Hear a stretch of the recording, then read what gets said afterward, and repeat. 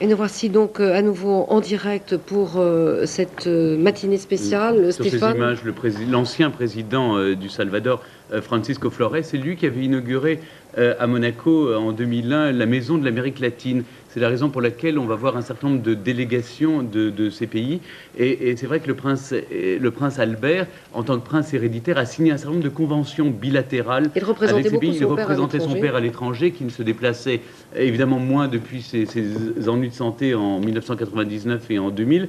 Et donc, tous ces pays sont aujourd'hui représentés aux obsèques de Régnier. Frédéric, et sur le prince Albert et sur les relations franco-monégasques, si je puis dire. Je voudrais juste rappeler une chose sur les relations franco-monégasques, c'est que la France a bien failli dévorer Monaco sous le Second Empire.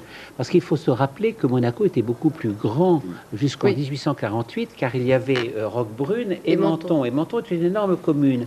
Et ces deux villes se sont révoltées contre les Grimaldi en 1848. À cause des taxes. À cause des taxes. Il y a eu la révolte des citrons, parce que la principauté vivait sur les citrons. Et nous voyons le grand maître de l'ordre de Malte, pardon, nous interrompre Franck Rouberti. Et le grand maître de l'ordre de Malte, c'est intéressant sa présence, Franck Rouberti, le 78e grand maître, parce que les Grimaldi, au XVIe siècle, construisaient des galères aussi rapides que celles de Gênes et de Venise et ont participé avec les chevaliers de Malte à la grande bataille de Lépante contre la Turquie en 1571. Donc des petits États qui ont eu un grand rôle dans l'histoire européenne. C'est Hans-Martin Bury qui arrive maintenant, c'est le ministre allemand des Affaires européennes. Alors, Stéphane, vous connaissez bien Albert II. On a beaucoup dit ici et là, on s'est interrogé, est-ce qu'il a la carrure, est-ce qu'il sait, est-ce qu'il saura. Bon, mais ce sont on des l'a fausses cantonné. questions. Voilà l'exemple même de quelqu'un qu'on a prétendu falot et terne. Mais parce que gentillesse ne veut pas dire faiblesse, d'une part. Et d'autre part, on l'a cantonné dans le service des sports, j'allais dire. Parce que c'était le seul domaine où le pouvoir souverain ne s'exerçait pas. Et il pouvait se sentir libre, en effet, de faire ce qu'il voulait. Il y a une chose intéressante, c'est qu'il a fait en réalité une prise du pouvoir politique il y a 2 ans et demi, au moment des élections.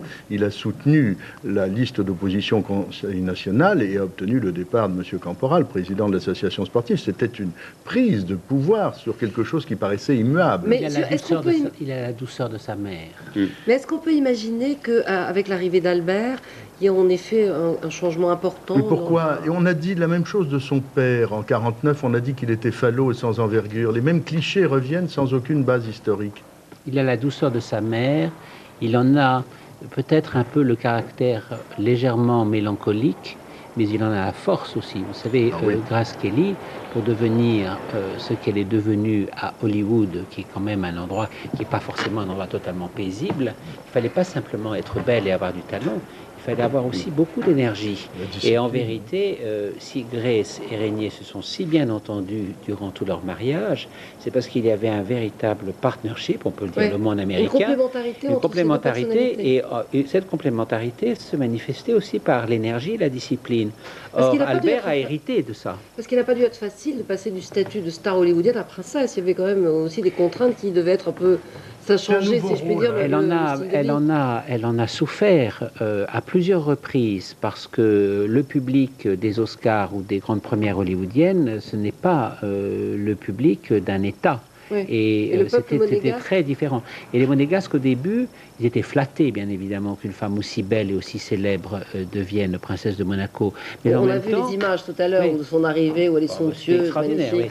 Mais en même temps, c'était une Américaine. On insiste beaucoup sur le fait que le général de Gaulle était agacé par la présence des Américains dans la principauté de Monaco. Ça me semble tout à fait excessif, et je pense plutôt, le prétendant au trône du Portugal, Dom Duarte, duc de Bragance, qui représente la maison royale du Portugal. Et je pense que ce qui est assez révélateur, c'est le document où on voit Valéry Giscard d'Estaing, alors ministre du budget, qui épluche les fiches de contribution des Monégasques.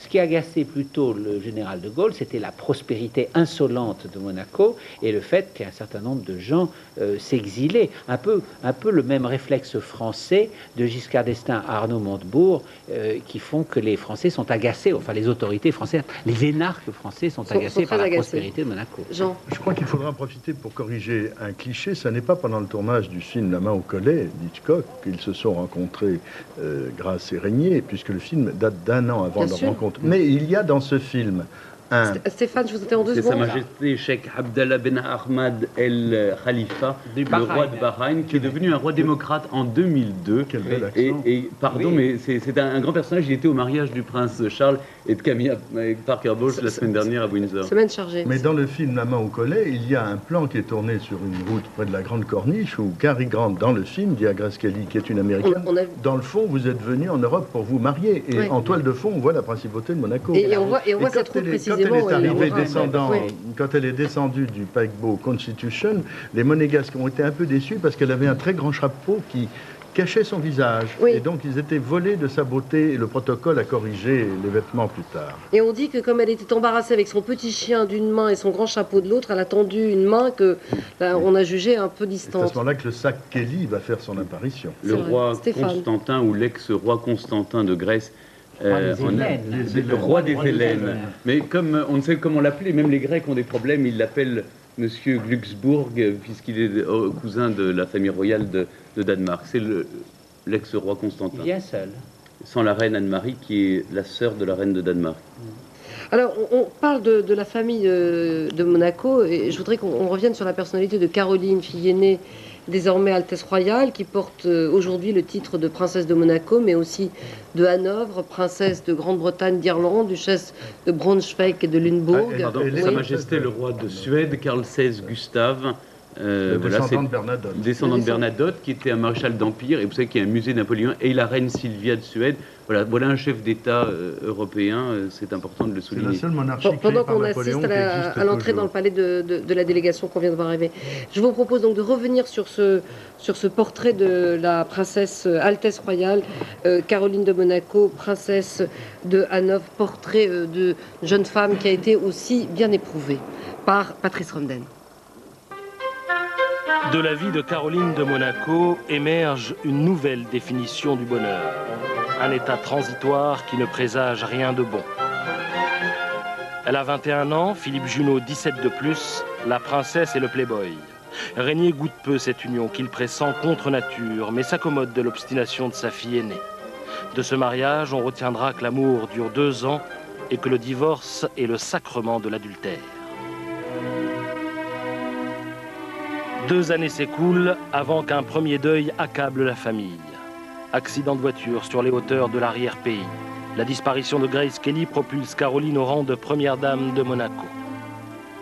Ambassadrice des activités culturelles et charitables de la principauté, l'ex-étudiante en sciences politiques et en psychologie étonne par sa maturité. Poser des questions. Le réconfort surgit en la personne de Stefano Casiraghi, fils fortuné des milieux d'affaires milanais. Au mariage civil succèdent 7 ans de bonheur qui illuminent la naissance de 3 enfants. Alors oui, c'est vrai, au sommet du rocher, le sourire scintille et le regard brille comme ces diamants dont on fait ici plus qu'ailleurs des rivières qui, au fond, charrient autant de larmes que le destin l'aura décidé. 3 octobre 1990, Stefano meurt accidentellement au cours d'une compétition de offshore. Caroline quitte Monaco pour Saint-Rémy-de-Provence. Elle y abrite son veuvage. Elle a 33 ans. Plus tard, on lui prête quelques liaisons, comme des confettis de bonheur, avant que les choses se clarifient avec Ernst August de Hanovre, un des totems de la haute noblesse allemande. Il a 2 enfants, Caroline 3, ils se marient, en font un 6e. Monaco adopte le prince. Ses quartiers de noblesse rassurent autant le rocher que ses manières surprennent les paparazzi. Mais Caroline supporte, peut-être même s'amuse-t-elle de ses incartades jusqu'à ce que son 3e mari échoue en salle de réanimation. Pancréatite, l'alcool, dit-on. 3 mariages et trop d'enterrements. Aujourd'hui, celui du père, puis elle retournera au chevet du mari. Caroline, entre pleurs et peur. À sa douleur, elle enseigne le stoïcisme hérité d'une certaine éducation et nous contraint à admettre que le malheur, décidément, peut avoir beaucoup d'allure. Voilà, nous revenons en direct dans la cour du palais princier, Stéphane Bern, avec plusieurs délégations, Toutes les qui sont arrivées. qui arrivent. Là, vous voyez évidemment le prince Moulay Rachid, le frère du roi du Maroc. Vous savez qu'en ce moment, il y a des cérémonies au Maroc, d'ailleurs, pour la circoncision du fils du roi Mohamed VI. Là, le roi Karl XVI Gustave et la reine Sylvia de Suède. Il salue le prince Moulay Rachid du Maroc. on a vu arriver également un certain nombre donc les délégations arrivent les unes après les autres. Le Japon, c'est le prince et la princesse Itachi.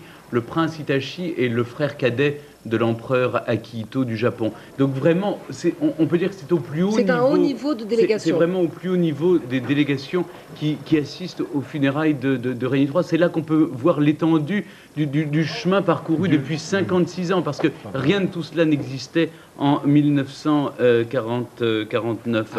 Voilà le monsieur. Au lieu de faire le mot... Ce monsieur est le ministre autrichien de la Défense, Günther Platter. On pourrait le premier, oui, Frédéric. Dire un mot sur la princesse Caroline dont on vient de voir, sur qui on vient de voir ce reportage. Le prince Morellet Rachid est avec monsieur André Azoulay, qui est le conseiller du roi. Si la princesse Caroline n'était pas princesse de Monaco, elle n'en resterait pas moins, et princesse de Hanovre, elle n'en resterait pas moins un personnage extraordinaire. Tous ceux qui l'ont connue ou approchée ont été toujours frappés par son charisme. Elle est d'une beauté que l'on connaît, mais elle est extraordinairement intelligente, extraordinairement chaleureuse. Et elle a, elle aussi, hérité du mieux, on pourrait dire, et de son père et de sa mère. Et les drames qui jalonnent son existence l'ont certainement, en même temps qu'ils l'ont meurtri, ont certainement encore forgé son caractère. Augmenté, oui. On se rappelle la période où elle s'était retirée à Saint-Rémy de Provence après la disparition de Stéphane Casiraghi. C'était le grand amour de sa vie. Elle a été atrocement malheureuse, et on a cru vraiment pendant 3 ou 4 ans qu'elle ne s'en remettrait jamais. Cela dit, elle s'est occupée de ses enfants, elle est très proche de ses enfants qui ont été très très bien élevés, qui sont tout à fait charmants. Aussi, Frédéric, des positions remarquables avec la Fondation Princesse Grace, notamment volant au secours des enfants philippins, vous savez, dans des régions qui ont été infestées par des mines ou des produits toxiques. Voilà le prince Andrew, le prince Andrew, duc d'York, frère cadet du prince Charles, et qui représente sa mère, la reine Élisabeth. Auparavant, on a vu entrer dans la cour du palais le duc de Calabre, prince Charles de Bourbon-Sicile, et son épouse, qui sont résidents. Les voilà, ils sont résidents monégasques, et ils ont eu à leur mariage en 1999 le prince Albert qui était leur témoin. Oui, Jean. À propos de la princesse Caroline, je crois qu'il faut rappeler que la principauté de Monaco a vu passer dans sa longue histoire des femmes extraordinaires. Il n'y a jamais eu de loi salique à Monaco, donc les femmes ont pu accéder au pouvoir, et ce pourrait être le cas aujourd'hui si le prince Albert renonçait pour une raison ou une autre. Et au milieu du XVIIIe siècle, une princesse Monaco épousait un sire de Matignon, un breton, le fameux hôtel de Matignon. Et il y a toujours eu des femmes très énergiques, très décidées, et la princesse Charlotte, la mère du prince Régnier, est un personnage très original et plein de charme. Donc c'était un état très moderne. Ah oui, Caroline est le portrait de sa grand-mère. Un état donc très moderne, puisque le pouvoir pouvait être parfaitement partagé. Alors voilà les deux co-régents de la République de Saint-Marin. Je ne résiste pas à vous donner leur nom. Fausta Simona Morganti et Cesare Antonio Gasperoni. Vous savez que les capitaines régents de Saint-Marin sont élus pour 6 mois. Et eux sont en place jusqu'au mois d'octobre prochain. C'est un bel exemple de démocratie. Exactement. Oui, on est presque roi pendant 6 mois. Pendant 6 mois, et après vous êtes... Et à 2. Après, on est 2. Mais c'est vraiment un strapontin dans le monde des royautés. Et ils font partie de ce qu'on appelle la conférence des micro-États, avec le Liechtenstein, Monaco, Andorre et Saint-Marin. Une conférence devait avoir lieu à Monaco. Elle a été évidemment reportée. Et voici une nouvelle délégation vaticane, semble-t-il, puisque, en effet, c'est ce qui est mentionné sur... C'est Monseigneur Jean-Pierre Ricard, président de la conférence des évêques de France, qui représente le Saint-Siège pour les funérailles du prince Régnier III. Je rappelle que c'est la religion catholique et religion d'État à Monaco. Oui, et le diocèse de Monaco est rattaché directement à Rome et non pas à l'Église de France. Et la devise de la famille, c'est Deo Juvante et aux ordres de Dieu. Avec l'aide de Dieu. Enfin... Et Monaco était élevé d'ailleurs, était un évêché et est devenu un archevêché. C'est Monseigneur Barcy d'ailleurs qui célébrera tout à l'heure les funérailles solennelles. Je pense d'ailleurs qu'il c'est important de rappeler que sans aucune bigoterie, le prince Régnier était un homme très pieux, qui avait une foi réelle et forte, et qui s'est enrichi avec l'âge. C'est un homme qui attachait énormément d'importance à la pratique religieuse. Alors, on a évoqué la personnalité d'Albert, on a évoqué celle de Caroline. Le président de la République slovène, monsieur Janez Drnovšek, pardon pour la prononciation, il représente la Slovénie. Le prince Albert avait entretenu aussi des relations diplomatiques fortes avec la Slovaquie, la Slovénie, la Croatie. Lui-même s'était intéressé au développement touristique de ces régions, parce qu'évidemment, c'est important pour lui. Il était d'ailleurs en voyage officiel dans un de ces pays quand son père avait une alerte de santé. Oui, je disais, on a évoqué la personnalité d'Albert II, on a évoqué celle de sa sœur, la princesse de Hanovre. Peut-être peut-on parler un peu de Stéphanie. On sait qu'elle était très proche de son père, on a vu dans le sujet. Détruite, pour elle, pour la connaître un petit peu, ça doit être terrible ce qui se passe en ce moment. C'était son pilier. Elle a ses enfants, mais son autre pilier dans la vie depuis la disparition de sa mère, dans des conditions tragiques que l'on connaît, c'était son père. Et son père qui était extrêmement indulgent. Enfin, il avait pour elle toutes les indulgences.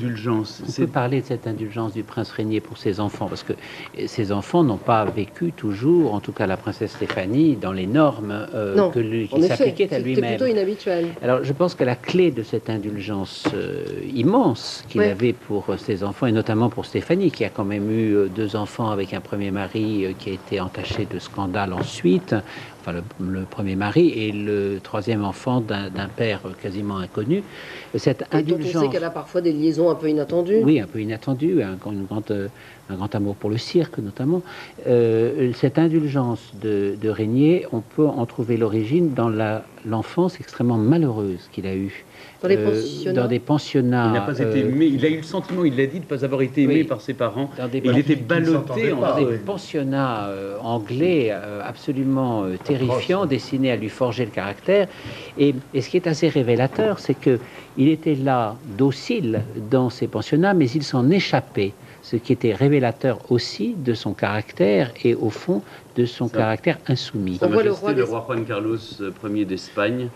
Il faut rappeler que sa grand-mère, la reine Victoria Eugénie d'Espagne, était la marraine du prince Albert. Il faudrait rappeler aussi que Monaco a été pendant près d'un siècle, ce que personne n'a en tête aujourd'hui, un protectorat espagnol, et c'est le roi d'Espagne qui a donné au seigneur de Monaco, en 1619, le titre de prince. Charles Quint résidait dans ce Pour revenir à l'enfance de Régnier, c'est vrai qu'elle a été sévère, avec un grand-père qui imposait, et puis des parents divorcés dont il dit qu'il a souffert aussi. Alors, entre le caractère très fort et fantasque de sa mère et le caractère exigeant de son père, Prince de Polignac, qui était séparé, qui était Prince Grimaldi, il était comte Polignac, Prince Grimaldi, qui étaient séparés, qui s'entendaient très mal, finalement son éducation a été ballottée entre son père, sa mère et son grand-père qui voulait le former comme futur prince de Monaco. Et c'est comme si chacun d'entre eux accumulait plus de sévérité pour lui. Et puis il y a eu l'arrivée du capitaine Ardant, Alors, le capitaine Ardant le père de l'actrice Fanny Ardant. Le capitaine Ardant a été le premier bonheur de Régnier durant son adolescence. Le père de Fanny Ardant, qui était son gouverneur, son précepteur en quelque sorte. Qui avait été désigné par l'État français pour au moment surveiller le jeune prince, en quelque sorte. C'est une époque où les Français exerçaient une tutelle extrêmement sévère sur Monaco. Le prince Louis II les laissait faire et en vérité, on sentait que Régnier était rebelle. Donc on a dépêché le capitaine Ardant. Et il s'est révélé en fait tout à fait le contraire de ce qu'on attendait. Le capitaine Ardant a été adorable avec l'enfant, l'adolescent, l'a beaucoup aidé à s'épanouir. Il y a une affection réciproque. Oui, le capitaine Ardant est resté ensuite dans l'entourage du prince Régnier jusqu'à la fin de sa vie. Je pense que l'un des chagrins de la princesse Stéphanie, c'est d'avoir toujours la réputation totalement fausse et non justifiée d'avoir tué sa mère parce qu'elle aurait conduit la fameuse voiture. Oui. J'ai retrouvé le témoin de l'accident qui a vu tomber la voiture. Oui, c'est une affaire sur laquelle, en effet, on a eu des preuves irréfutables par les pompiers du siège conducteur, mais c'est une accusation qu'elle porte en plus de toutes les épreuves actuelles. Monaco fait fantasmer. Oui. Alors, parmi ces fantasmes, il y en a qui ne sont pas forcément de grande qualité. Ni très simples. Mais c'est vrai que chaque deuil, chaque épreuve est comme ça émaillée de Stéphane, non? Stéphane. Non. C'était la présidente de Pologne, Jolanta Kwaśniewska, l'épouse du président Aleksander Kwaśniewski. Mais c'est vrai qu'il y a une certaine ressemblance avec la reine Sonia de Norvège.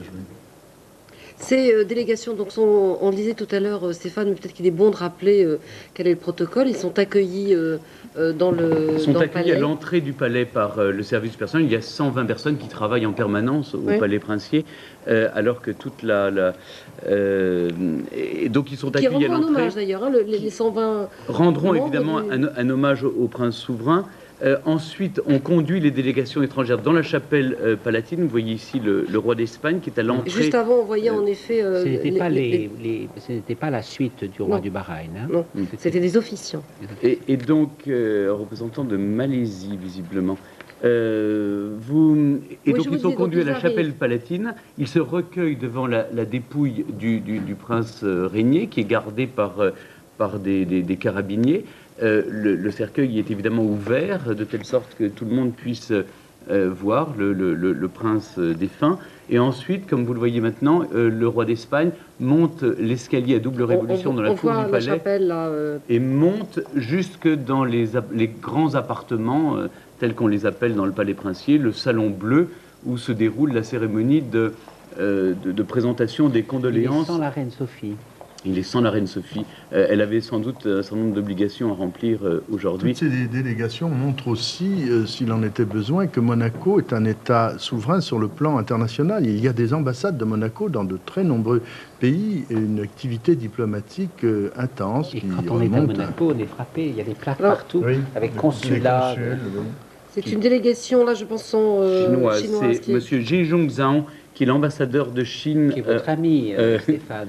Non, n'exagérons rien. Qui est l'ambassadeur de Bernard Chine Montiel, en vous les France. connaissez tous. Et c'est Bruno Filippona qui l'accueille. Vous voyez, il y a un certain nombre d'officiers de la maison L'accent chinois souveraine. n'est pas parfait cette Non. fois-ci, Oui, il faudra et il travailler. ne parle que cantonais, c'est pour ça. Il y a un certain nombre de membres de la maison souveraine qui accueillent donc les invités. C'est vrai que le protocole est assez rigide. Vous voyez par exemple qu'on attend du Parce que la noir. foule monégasque qui a été autorisée à venir sur cette place du palais, on voit qu'elle est extrêmement bien contenue, hein, si Vous je savez puis que dire. c'est sur cette place du palais que le ministre d'État, qui était un Français jusqu'à présent, qui pourra désormais éventuellement être un monégasque, prête Non, le serment. nouveau ministre d'État, c'est Jean-Paul Oui, Proust, mais l'ancien après- préfet de Paris. Non, mais préfet de après police. lui, il pourra être un Oui. monégasque. Ce sont les nouveaux accords de 2002 qu'ils disent. Et c'est Qui est sur l'ami cette de place Stéphane qui arrive là. qu'a lieu la prestation de serment. Donc c'est sur cette place qu'aura lieu la Je le prestation vois de de dos, serment j'espère le voir de tout à Jean-Paul l'heure. Proust. Et pendant de que face. Frédéric Mitterrand essaie désespérément de piéger Stéphane, ce qui Non, n'est pas pas, du tout, pas du tout. ce qui n'est pas Je- gentil, Mais non, Frédéric. il Vous n'est allez pas encore vous né. Vous aussi avez des sentiments Être- propres. Regardez, il n'est pas être- encore né, c'est lui qui est piégé. être interrogé. Donc la cérémonie se poursuit avec l'accueil de ces personnalités. Pendant ce temps-là, la famille La famille princière. princière est dans le salon bleu pour accueillir ses invités et les remercier déjà de venir. Ces funérailles ont été extrêmement bien Minuté, mais extrêmement- avec des volontés très précises du prince régnier. Hein. C'est lui qui a voulu, par exemple, que le personnel du palais, composé de 120 personnes, puisse en effet lui rendre un hommage solennel. La présidente de la République d'Irlande, Marie McAleese. C'est important de parler d'Irlande parce que, d'abord, c'est une des rares visites officielles que le prince régnier et la princesse Grace aient accompli. Vous Oui. savez qu'il y a Irlandaise très peu- d'origine. Et Oui. c'est la famille Kelly est vraiment une famille irlandaise. Et d'ailleurs, lors de cette visite de la princesse Grace en Irlande, elle était retournée sur les lieux où la famille Kelly, d'où elle était originaire. Je crois qu'il y a toujours eu des liens. Il y a une bibliothèque irlandaise à Monaco. oui. inaugurée à Monaco. Et c'est vrai que c'est important. Alors Les que vous Kelly voyez, étaient d'origine très modeste. Elles faisaient partie des Irlandais chassés par la misère vers les États-Unis, d'une origine si modeste que le père de Sa la princesse. Majesté, la reine Sonia de Norvège. Voilà la reine de Norvège. Alors que son mari, le roi Harald, vient d'être pour la deuxième fois opéré du cœur. Et voilà, son Il est état. malade depuis 3 ans, assez gravement. Donc les Kelly sont arrivés aux États-Unis, ils étaient extraordinairement pauvres. Et la société de Philadelphie, qui était très snob, a snobé la famille Kelly jusqu'au mariage en quelque sorte. Le père de Grace Kelly, qui était un champion olympique, n'avait pas pu être admis à certaines manifestations sportives anglaises et dans certains clubs parce qu'il était irlandais. Et il faut dire que l'ascension formidable de Grace dans le star system hollywoodien et ensuite comme princesse de Monaco a évidemment effacé toute cette période-là. On peut aussi rappeler peut-être, parce que le public qui nous regarde ne le sait pas forcément, que finalement les monégasques, la population monégasque n'est pas si importante que ça. 7500. Au moment de l'avènement de Régnier, 7% de la population. ils étaient 2500 en 49, oui. Donc la multiplication a été extraordinaire. Je dirais que les enfants... Aujourd'hui, ils sont 17% seulement, les monégasques. Oui, mais alors que l'on voit arriver sur ces images, c'est ils sont 3 fois plus nombreux. Le prince Henri d'Orléans, comte de Paris, et son épouse, la princesse Michaela, qui se rendent donc au palais. Ils sont 3 fois plus nombreux aujourd'hui les monégasques qu'en 49 et le territoire augmenté, c'est en proportion. Dans le fond, on peut dire que Monaco et les enfants ont grandi ensemble en même temps que la population. Juste un mot sur le comte de Paris. Le père du prince Henri, actuel comte de Paris, était un proche ami du prince Régnier. Oui. Et il assistait d'ailleurs, c'est l'un des rares à avoir assisté au mariage, au premier mariage de la princesse Caroline avec Philippe Junot, oui, en 1978. Dans l'intimité, on l'a vu. Enfin, une intimité. Non, ce couple, c'est le couple présidentiel d'Irlande. Enfin, c'est elle qui est présidente d'Irlande. Qui tient la main de son mari. Et oui. Comment dit-on quand on est le mari d'une présidente? On est l'époux de la présidente. Non. Quand on est la femme d'un président, on est présidente. On devrait être président. Je vous propose de retourner maintenant du côté de la principauté, où à vos côtés, Yasmina, se trouve Bernard Spindler. Alors Bernard, vous avez été une grande figure de Radio Monte Carlo. C'est d'ailleurs vous qui étiez à l'antenne le jour du décès, si je puis dire, de la princesse Grace. Et vous êtes devenu citoyen monégasque. On parlait justement de cette petite cohorte, si je puis dire, de citoyens monégasques. Parlez-nous de Régnier, que vous avez rencontré à plusieurs reprises. Pour moi, ça restera l'homme du partage, parce que chaque émission qu'on a pu faire ensemble, même pour des grandes occasions comme son 40e anniversaire, au moment du 40e anniversaire de son règne, je me souviens très bien de ça, c'était une émission pour l'Eurovision. Il fallait toujours qu'il y ait des breaks au moment du tournage, qu'il y ait des petits arrêts pour parler d'autre chose, de ses passions. Il était toujours à la recherche d'un sourire, d'un échange, et là, il n'y avait plus le prince qu'on avait en face. C'était un homme de passion. Et puis, c'est Follon qui dit ça avec Jean-Michel Follon, qui est dessinateur, qu'on connaît à France 2 parce qu'il a participé justement à créer un des génériques, et qui vit aujourd'hui à Monaco. Ô combien, et qui a une magnifique statue, vous savez, l'homme aux oiseaux, que vous connaissez bien d'ailleurs sur France 2, puisque ça a été un de vos génériques, cet homme aux oiseaux, l'oiseleur de bronze devant le casino. Et Follon dit toujours, le prince c'était un Hercule physiquement, et puis un homme vraiment tellement fort, tellement une intelligence tellement rapide, mais quelle âme d'enfant, la naïveté d'une âme d'enfant, c'est toujours ça dans ses propos. C'était aussi bien quand il parlait de la petite plage de sable aujourd'hui disparue, avec cette chose dont il est si fier, le fameux quartier de Fontvieille, les 220 000 mètres carrés gagnés sur la mer. Toutes ces choses-là dont il parlait avec un sourire ravi, des souvenirs d'enfance ou des actualités. Et Bernard, vous me disiez tout à l'heure, excusez-moi Françoise, que vous étiez aussi promené ce matin sur le rocher, vous vouliez percevoir l'ambiance qui y régnait.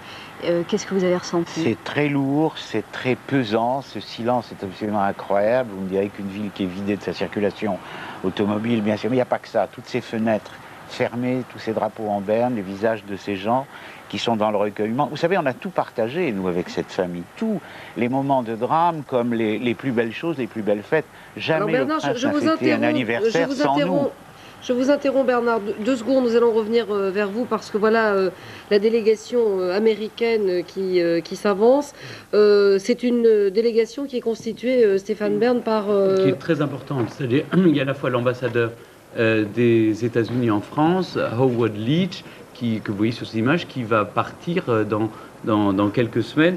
Mais il y a également l'ancien secrétaire d'État à la Marine, oui, John Lehman, qui est également le président de la Fondation Princess Grace USA. C'est que cette fondation qui est à la fois une œuvre philanthropique, caritative, humanitaire, mais qui soutient aussi beaucoup les étudiants qui débutent, est présente aux États-Unis et fait du fundraising, de récolte des fonds. Et c'est un des cousins, évidemment, de... François, je crois qu'on peut souligner auprès de nos téléspectateurs que nous en sommes en train d'assister, sans doute, aux dernières funérailles de la vieille Europe.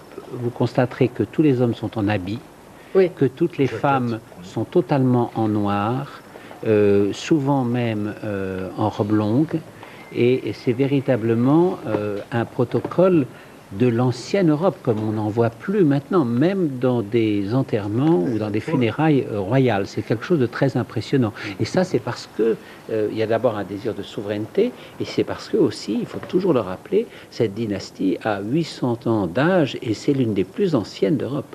Bernard Spindler, à Monaco, c'est une analyse que vous partagez?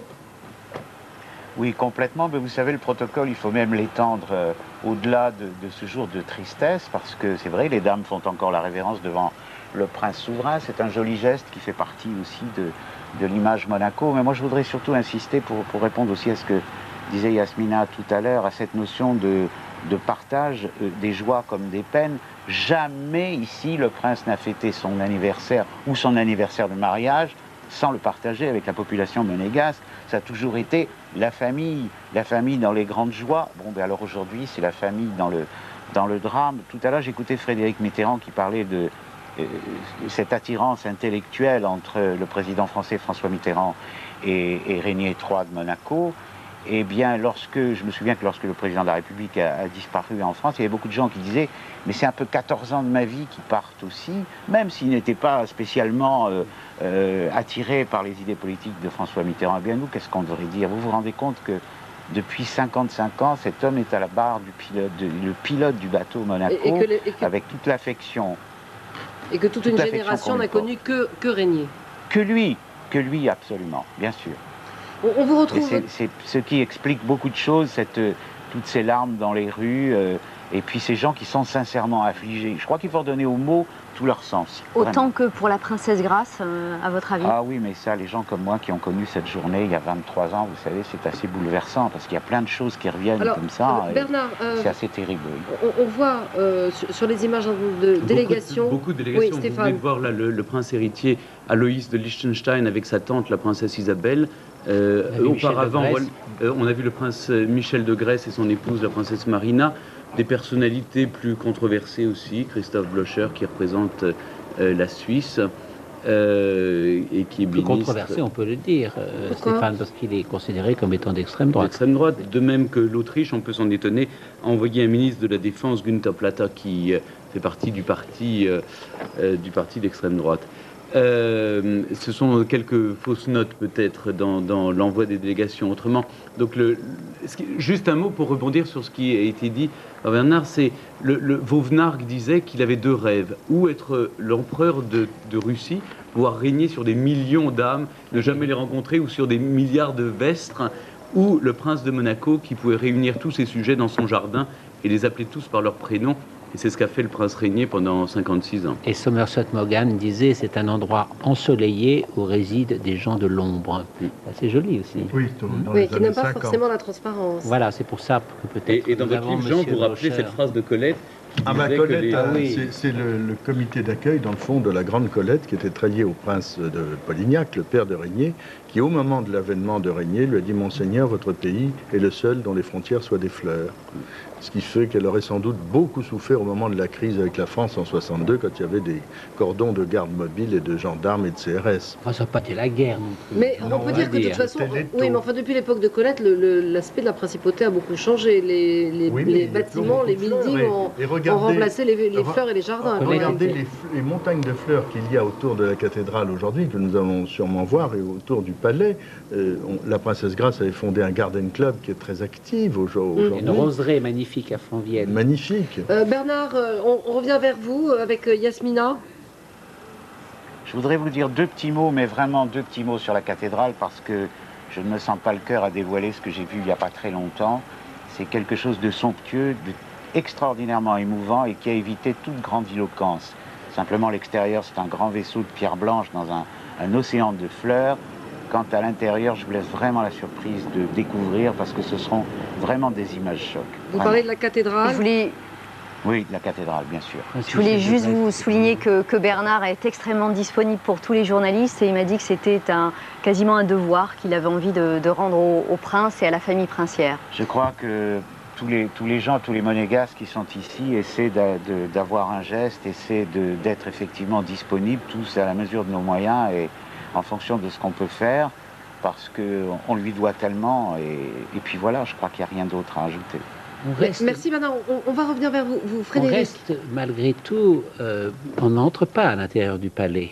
Oui. Hein, on est dans la cour, cette cour où le prince régnier rassemblait les monégasques dans les grandes occasions, pour les fêtes, mais vous remarquez qu'en même temps, le deuil de la famille est respecté. Mm. Je voudrais simplement dire aussi que cette longévité du pouvoir a tout de suite été marquée par l'autorité, la grande maîtrise du prince. Le fils cadet de la reine Margrethe de Danemark, le prince Joachim de Danemark. Sans son épouse, parce qu'il est en instance de divorce. Mais avec son aide de camp.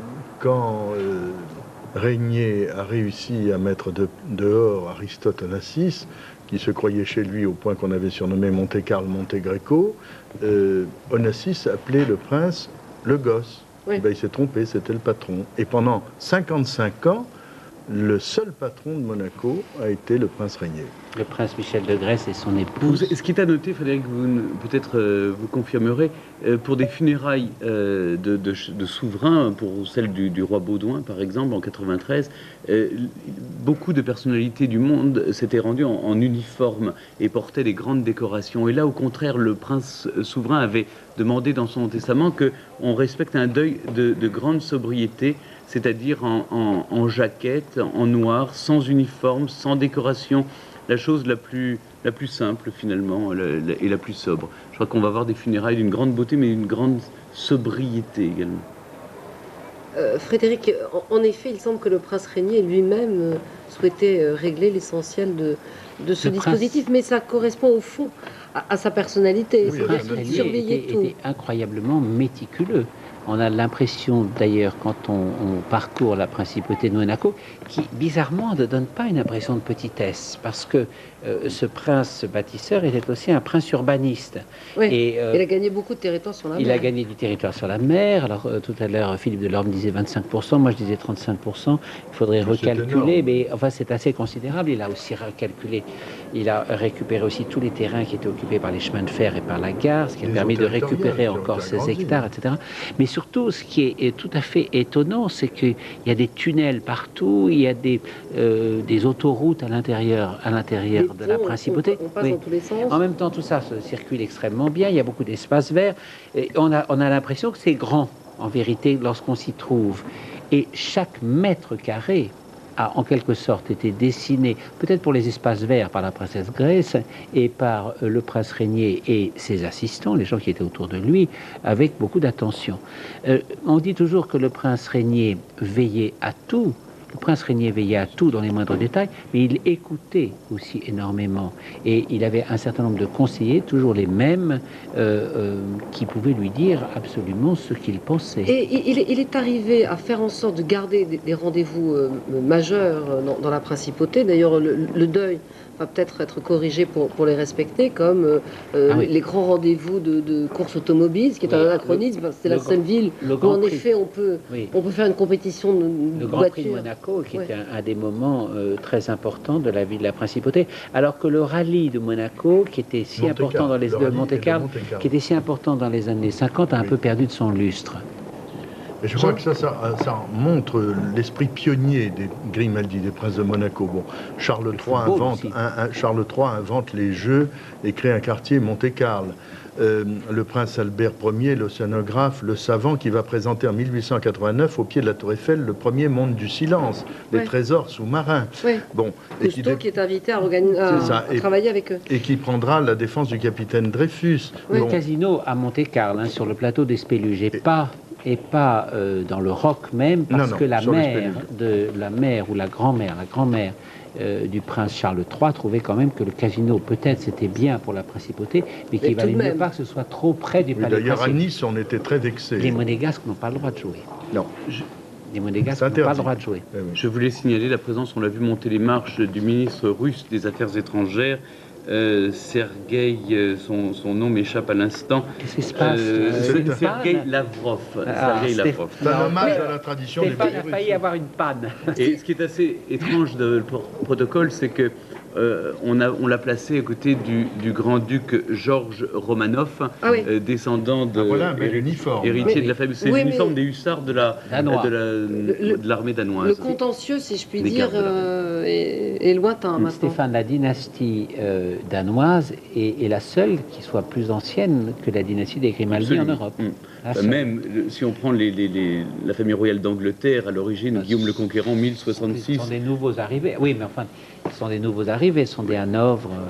Est-ce qu'on peut évoquer justement, puisqu'on parlait de course automobile, dire que l'impulsion aussi de Grasse et de Régnier a permis peut-être de reprendre avec ces traditions à la fois caritatives mais aussi artistiques, qui avaient disparu après la disparition des ballets de Diaghilev. La princesse Grasse a fait une chose merveilleuse.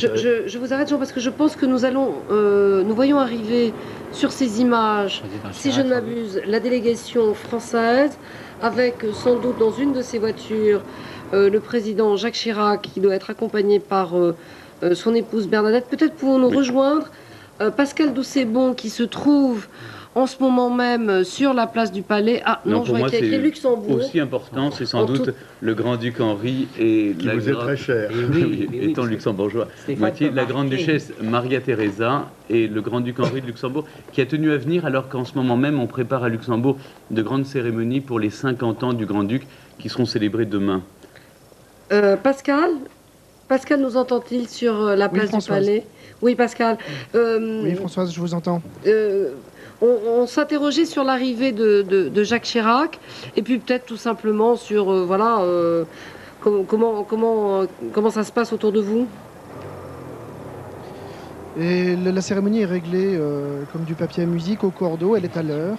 Quant au président Chirac, on vient d'entendre son hélicoptère qui s'est posé en contrebas du Rocher au port de Fontvieille.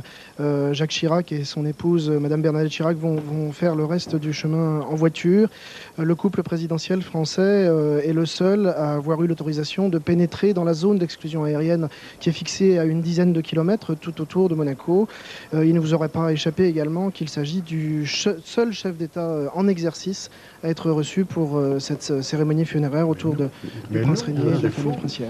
On va revenir vers vous, Pascal, dans quelques instants. Frédéric, vous vouliez ajouter quelque chose?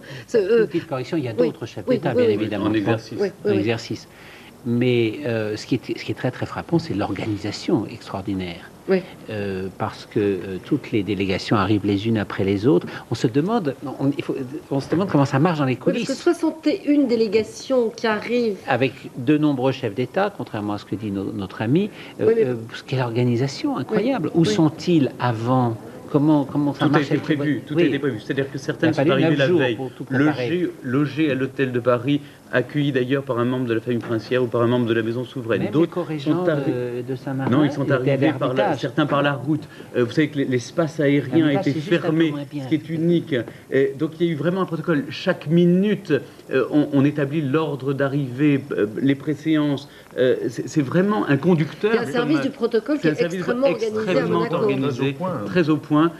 Et les délégations doivent se faire connaître. Par exemple, là pour le Luxembourg, il y avait les souverains, derrière le grand maréchal de la cour, un ministre, Madame Jacobs, et puis le prince Régnier lui-même détestait les gens en retard. C'était un homme très précis. Je me souviens un jour, il a dit au prince Albert, les princes héréditaires doivent être à l'heure. C'est quelque chose. Moi, je suis arrivé en retard à l'un de ces rendez-vous, et j'en suis arrivé en retard à l'un de ces rendez-vous, et je dois dire que j'ai mis un certain temps avant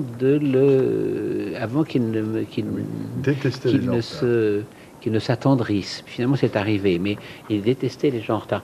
Je suis un peu frappé, peut-être que Stéphane pourra nous éclairer. Je trouve que la délégation américaine n'est pas exactement du niveau des autres, car l'ambassadeur en France est quelqu'un tout à fait éminent, mais il est ambassadeur en France. Quant à l'ancien ministre de la Défense, c'est beau être un amiral, c'est quand même pas... Ils ont envoyé également le consul Leslie McBee, le consul général à Marseille. Oui, pour une famille qui doit beaucoup... Qui est liée aux États-Unis. Qui a illustré l'Amérique d'une manière exceptionnelle. Et par exemple, le Herald Tribune a consacré, et la presse américaine ont consacré de longs articles à la mort du prince Régnier. Albert lui-même était élevé aux États-Unis, a fait ses études aux États-Unis. Oui, Et je trouve qu'ils sont un petit peu au-dessous. C'est assez juste, c'est assez juste. Les délégations les plus importantes sont sans doute celles qui viennent des chefs d'État européens. Oui, mais c'est toujours ce syndrome, enfin ce tropisme américain. Les Américains n'aiment pas les monarchies. Lors de l'enterrement du roi Baudouin, qui est certainement l'enterrement qui a suscité la plus grande ferveur en Europe, y compris les souverains anglais qui ne se déplacent jamais. Tout le monde y est allé, même la reine Elisabeth y est allée, mais le président Clinton n'y est pas allé. C'est assez, Frédéric a vraiment raison, c'est assez surprenant. Et là, nous voyons le président de la République qui française. On reconnaît, voilà, on ne peut pas se tromper parce qu'on voit en effet le fanion à l'avant de la voiture. Et voici donc la voiture présidentielle qui traverse les rues de Monaco. C'est donc le seul qui a pu atterrir en hélicoptère. Ça s'explique par le fait que... En fonction des conventions. On parle tout à l'heure, je vous disais que Monaco est beaucoup plus grand qu'il n'y paraît. Pas exagérer non plus en sens inverse, on parle actuellement de l'espace aérien monégasque. L'espace aérien monégasque, ça ne fait que 200 hectares. Non, mais ça a été rien de Nice. Mais il est reconnu, l'espace aérien monégasque. Non, c'est important que le président de la République soit présent. C'est vrai qu'après toutes ces années un peu difficiles, depuis 2002, les choses sont définitivement réglées. Même la convention de 1930 a été revue. Désormais, c'est le prince souverain qui nommera lui-même son ministre d'État parmi les monégasques. Oui. Avant, c'était forcément un haut fonctionnaire français. En 1997, pour le 7e centenaire, je me souviens que la suite des frictions entre les deux pays, la visite d'État du président Chirac a été réduite à quelques heures à une visite présidentielle et les monégasques ont été un peu vexés. Voici donc Jacques Chirac qui se présente sur le... Il est à regretter que ce soit le seul chef d'État à ne pas porter la jaquette et à avoir adopté un costume. Non, il n'est pas le seul, Stéphane. Il y en a eu plusieurs, malgré ce que nous disions tout à l'heure. Oui. Je vous trouve bien sévère. Le protocole français a certainement ses règles aussi, et qui s'appliquent au président de la République. Je trouve assez bien que les présidents de la République français ne soient plus compassés comme ils l'étaient autrefois. Oui. En revanche, ce qu'on peut dire, c'est que la présence du président de la République français s'explique aussi par le fait que en France, on percevait, en somme, Régnier également, comme, pour le dire familièrement, comme quelqu'un de chez nous. Oui. Il était perçu aussi comme un homme politique français d'une certaine manière. C'est tout à son actif, par le prestige dont il avait réussi à entourer sa fonction. Il nous appartenait aussi. Oui, mais il a réussi à faire comprendre que c'était un État souverain. Non, mais c'est formidable ce qu'il est arrivé à faire. Et il était, je dois dire aussi, enfin je pense qu'il faut le dire aussi, il était le dernier représentant de cette génération de la guerre, ce qui me semble très important. Guerre, dont on a rappelé tout à l'heure qu'il l'a fait très courageusement. Il a eu la croix de guerre avec une citation importante. Et la Légion d'honneur à titre militaire. La Légion d'honneur à titre militaire. Il fait partie de ces hommes de la génération de la guerre, d'où son entente d'ailleurs avec François Mitterrand. Et certainement... C'est Jean-François Lamour qui, me semble-t-il, est derrière Bernadette Chirac et qui accompagne le président de la République. Et également Jacques Rogge, président du CIO. Et je pense que la présence de Jacques Chirac s'explique aussi par la même... Jacques Chirac est très sensible aux hommes de cette génération-là. Alors, très attentif. Peut-être pouvez-vous nous dire d'un mot, on a vu passer en effet... Monseigneur Barcy, qui est l'archevêque de Monaco, et qui va de même se présenter devant la dépouille du prince Régnier, présenter ses condoléances et qui conduira ensuite le protocole des funérailles. La tradition des princes de Monaco... alors on reprend en direct Pascal Doucet-Bon sur la place du Palais. Pascal ? Oui, Françoise, à l'instant, un carabinier vient de s'effondrer. On voit les images derrière vous. On l'a vu. En ce moment, il s'est effondré derrière moi. Vous savez que les carabiniers du Prince sont ici en place depuis quasiment 7 heures du matin. Ils ont opéré une dernière répétition. J'imagine que c'est cette station debout qui a causé l'évanouissement de ce carabinier. J'en sais pas beaucoup plus pour l'instant. D'accord. Et sans doute aussi, en effet, on voit sur les images qu'on prend soin en effet de ce jeune homme. C'est un grand classique. Et l'émotion, sans doute, d'assister à... C'est un grand classique des cérémonies officielles, Françoise. Oui. L'évanouissement d'un garde ou d'un carabinier ou d'un garde républicain qui saute de cheval pendant le 14 juillet, c'est un des grands classiques. La brillante guerre du sous-lieutenant Grimaldi, à 1944, s'inscrit dans la tradition des princes de Monaco au service de la France. Voltaire avait noté au moment de la bataille de Fontenoy qu'un Grimaldi avait été blessé, il avait écrit « Monaco perd son sang ». Stéphane? Vous voyez là les images de Monaco et du port de Fontvieille. Voilà. C'est assez saisissant de voir cette sobriété, ce silence surtout à Monaco. Oui. Est-ce qu'on peut imaginer que dans le protocole maintenant, Jacques Chirac est arrivé, il y a un ordre, j'imagine, d'arriver en effet par importance et non, les chefs d'État continuent à arriver. Je crois que nous attendons toujours le roi Albert et le roi des Belges et la reine Paola. Et c'est à 11h15 que va avoir lieu le départ de la procession. Je vous propose à ce stade de revenir quand même sur cette formidable histoire de cette toute jeune femme venue d'Amérique, déjà star à Hollywood, que le rêve a propulsé à Monaco, le mariage de Grace et de Régnier. S'il déchaîna une ferveur populaire, une curiosité journalistique sans précédent, fut aussi une grande histoire d'amour, une romance qui se terminera en tragédie. Rappelle Martine Laroche-Joubert. Ce jour-là, le 18 septembre 1982, Régnier III perd sa couronne de prince charmant. Un patriarche courbé, vieilli, pleure la mort de sa princesse, Grace Kelly. Une légende s'achève, la plus moderne du XXe siècle. Tradition oblige, son premier chapitre s'écrit comme un conte de fées. Il était une fois un prince solitaire qui s'ennuyait dans son royaume, un rocher grand, comme une carte postale. À l'autre bout du monde, une étoile règne sur les écrans de Hollywood. Elle est déjà sacrée par un Oscar. Mais comment l'éloigner de ces acteurs si séduisants? Un coup de baguette magique, ce siècle vit sous l'empire des médias, la bonne fée est donc un journaliste. Il a cette idée de faire une photo de Grace Kelly avec l'un de ses amis, qui est un prince, entre guillemets charmant, qui est le prince Régnier, qui est célibataire. Première rencontre, Grace Kelly quitte pour un après-midi le palais du Festival de Cannes pour celui de Monaco. Début d'un coup de foudre. Le prince Régnier de Monaco vient en effet à la surprise universelle de se fiancer à Grace Kelly, étoile de première grandeur de Hollywood et fille d'un self-made man milliardaire. La réalité rencontre la fiction. Une actrice américaine va régner sur une authentique principauté et l'un des derniers souverains devient par alliance l'un des princes du cinéma, prince consort en somme. 19 avril 1956, la réalité éclipse la fiction. Grâce Patricia, voulez-vous prendre pour légitime époux Régnier, Louis, Henri, Maxence, Bertrand, ici présents? Le oui est à peine audible, la nouvelle princesse, pétrifiée par l'émotion, ne fait plus de cinéma. Elle joue de son charme. Sa grâce, son élégance, transforment Monaco en sanctuaire de l'imaginaire, symbole des rêves d'une planète avide d'illusions. Commencent les années heureuses. Grace, Régnier et leurs enfants deviennent les acteurs d'un monde parfait. Une vie sans cesse scrutée, analysée par les caméras du monde entier. Manège enchanté ou cinéma. Faites la cuisine ici? De temps en temps, oui. Vous pouvez? Ah oui.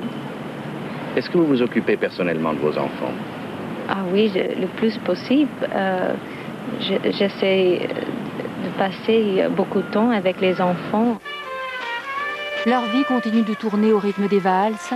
Les bals sont les chapitres obligés des contes de fées. Mais le mauvais sort guette. La légende tourne au cauchemar, comme si la tragédie était déjà inscrite dans ce film avec Grace Kelly pour héroïne, la main au collet. C'est sur cette même route qu'elle se tue en septembre 1982 au volant de sa voiture. Sa fille Stéphanie était à ses côtés. Le prince ne s'en remettra jamais. Je crois que dans tous les domaines, que ce soit les domaines culturels, les domaines artistiques, les domaines de charité, d'assistance, domaines sociaux, elle s'est donnée pleinement. Enfin, c'est la principauté est devenue sa chose. Même le deuil s'y est à Monaco. Rostropovitch rend hommage au prince devant ses enfants. Ce n'est plus du cinéma. Voilà, nous revoilà en direct, évidemment, sur la place du Palais. On voit maintenant l'arrivée de Jacques Chirac, qu'on a aperçu tout à l'heure avant ce sujet, descendant de sa voiture. Et là, il pénètre à l'intérieur du palais princier. Toujours émouvant de revoir aussi les images de l'enterrement, des obsèques de la princesse Grace. On voit vraiment la peine qui avait véritablement ravagé le prince Régnier et la princesse Caroline et Albert. Stéphanie n'était pas là parce que Stéphanie avait une minerve, elle était encore blessée. Oui, quand on voit le président Chirac, on repense à tous les amis français, malgré tout, qu'a eu Monaco. On est en train de présenter toujours la France comme étant le pays qui veut dévorer Monaco, ce qui est vrai, mais il y a eu aussi des amis français. Parmi ces amis français, Talleyrand qui a sauvé Monaco après la Révolution lorsqu'il a fait inscrire au Congrès de Vienne en une seule phrase le prince de Monaco recouvrera ses États. Et on raconte... le prince Faisal de Jordanie, le frère cadet du roi Abdallah II. Et le prince de Serbie, Alexandre qui lui n'a pas recouvré ses États, même s'il est retourné. Il a recouvré ses palais, il a recouvré sa position d'ambassadeur auprès de la Serbie. Il représente officiellement la Serbie. Il représente officiellement la Serbie. Oui, absolument. Il n'est pas là en tant que chef de maison royale, il est là en tant que représentant de la Serbie. Il est venu avec sa femme. Avec sa femme Catherine Baptiste, qui est grecque d'origine. Oui. Alors les Monaco ont eu de bonnes relations, enfin certains d'entre eux, avec Napoléon. Et on raconte que le prince de Monaco regagnait Monaco après toute la tourmente révolutionnaire et croise à Fréjus Napoléon qui vient de quitter l'île d'Elbe pour les 100 jours. Et Napoléon dit au prince de Monaco, où allez-vous? Je rentre chez moi. Et Napoléon lui répond, bien moi aussi, je rentre chez moi. Dans la nuit du 1er au 2 mars 1815, il y avait plusieurs Monaco qui ont été chambellans de l'empereur et dans la campagne de Russie. Oui, et il y a une princesse de Monaco qui a été guillotinée pendant la Révolution. On voit sur ces images donc la foule, le protocole qui prépare maintenant le départ à pied des hautes autorités. On a pris un petit peu de retard, visiblement. Stéphane, par rapport au programme tel qu'il était prévu. C'est-à-dire que maintenant, on va, voilà le prince en larmes, le prince Alexandre de Serbie. Ah oui. Et son épouse Catherine. Sa deuxième épouse, oui. Oui. Et il a l'air vraiment affecté de... Oui, on est tous les deux. Oui. Et voilà, ils étaient très proches ils sont toujours très proches de la famille princière Grimaldi. Donc ensuite, le cortège va se mettre en marche. D'abord, il y aura les prières de l'archiconfrérie des pénitents noirs. Ensuite, Ce sont vos amis, Stéphane. Non. Ensuite, Monseigneur Barcy, que vous avez vu pénétrer l'intérieur du palais, suivi de Monseigneur Fabrice Gallo, le vicaire général, et également du chanoine Jean Susini, qui est le chancelier de l'archevêché. On va retrouver devant Sainte-Dévote à Monaco. C'est la cathédrale. Là, c'est la cathédrale, oui. Mais Alban Mikosi, qui est dans Monte-Carlo, voilà, vous êtes devant... Oui, donc vous écoutez, Alban. Toujours François, regardez juste une image. Vous voyez l'église Sainte-Dévote, bon, c'est une église de 350 à 400 personnes. Elle est complètement pleine de monde, à tel point que les sujets monégasques sont invités à aller plutôt ailleurs, dans d'autres églises, mais les autres églises, nous dit-on, sont aussi pleines. Voilà, c'était une simple image pour vous faire part, peut-être mieux que tout commentaire, de l'attachement des sujets monégasques, les sujets humbles, ceux qui ne seront pas dans la cérémonie sur le rocher. Eh bien, ils sont là, ils sont dans les autres paroisses, et les paroisses sont complètement... L'accès aux paroisses est de plus en plus compliqué ici à Monaco, c'est vous dire vraiment cet attachement. Et on voit que tout le monde porte le deuil dans les rues. Il y a eu une demande du palais princier auprès de toute la population monégasque pour que toutes les personnes qui seront présentes sur le rocher s'habillent selon la circonstance, c'est-à-dire en portant des couleurs sombres, qu'il n'y ait aucune couleur vive, à part évidemment les chemises rouges et les chemises bleues des scouts de Monaco. Qu'on a vu tout à l'heure, en effet, et qui sont en place, si je puis dire, à l'entrée de cette place. Et qui sont là pour aider les pompiers pour évacuer si des personnes se sentent mal. Alors on voit là, Stéphane, que prend une position les différents corps, c'est-à-dire aussi bien... les pompiers, les carabiniers, qui vont en effet accompagner le cercueil du prince. Il a décidé d'un dispositif, il a souhaité que le cercueil soit porté par 6 membres du personnel du palais, c'est ça? Oui, ou par des carabiniers plutôt. Il a demandé que ce soit les carabiniers du prince qui portent son cercueil à main, et non pas sur... à main. vraiment directement, pour montrer les liens qu'il avait. Moi, je l'avais interviewé sur l'organisation du Palais Princier. Il m'avait expliqué qu'au fond, travailler pour lui, c'était pas travailler pour lui comme des sujets, c'était travailler avec lui. Il considérait les membres de sa maison souveraine, les membres du personnel comme faisant partie de sa propre famille. C'est-à-dire qu'il était, ces dernières années, assez reclus, assez isolé à l'intérieur du palais. Vous voyez la tour où il y a le mât, c'est dans cette tour qu'on appelle la tour de l'horloge du palais, au premier étage, la première ouverture, c'est là qu'était le bureau directoire du prince. Il était très seul finalement. Ce qui frappe aussi dans ces images de personnes que l'on voit qui attendent, c'est qu'au fond, il y a toutes les tranches d'âge, si je puis dire, toutes les catégories. On a vu tout à l'heure... Tous les monégasques ont eu un jour de congé. C'est-à-dire que les lycées sont fermés, toutes les organisations publiques, on a demandé aux entreprises de donner un jour de congé aux monégasques. Et cependant, Françoise, il y a des monégasques communistes. Et derrière, on aperçoit sur les images les secouristes, et un peu plus loin dans la foule, on a vu tout à l'heure les jeunes scouts monégasques qui sont en rouge et en bleu. On peut rappeler, Françoise, cet événement quand même qui était très très émouvant, qui est survenu il y a quelques mois pour l'inauguration du Festival du Cirque, où c'était la dernière apparition officielle du prince Régnier. Et où il y a eu le colonel Lamblin, chambellan du prince, avec le prince Albert. Qui rentrent, la princesse Caroline suit, la princesse Stéphanie, et qui rentrent maintenant à leur tour des appartements jusque dans le salon bleu pour y rencontrer les membres des délégations étrangères qui se sont déplacées à Monaco. Et c'est cette galerie d'Hercule, profitons-en pour voir ces images et ce marbre de Carrare magnifique. Cette galerie date du XVIe siècle. C'est là où ont lieu les concerts du Palais Princier l'été. Toujours cette référence à Hercule, puisque dans les temps les plus antiques, il y avait un temple d'Hercule à Monaco. Et d'ailleurs, pendant la Révolution, quand Monaco a été annexé à la France, Monaco s'est appelé Port Hercule. Pascal Dosset-Bon, vous êtes toujours sur la place du Palais de Monaco. Un petit mot peut-être sur le dispositif et les horaires. Ça prend un petit peu plus de temps que prévu peut-être?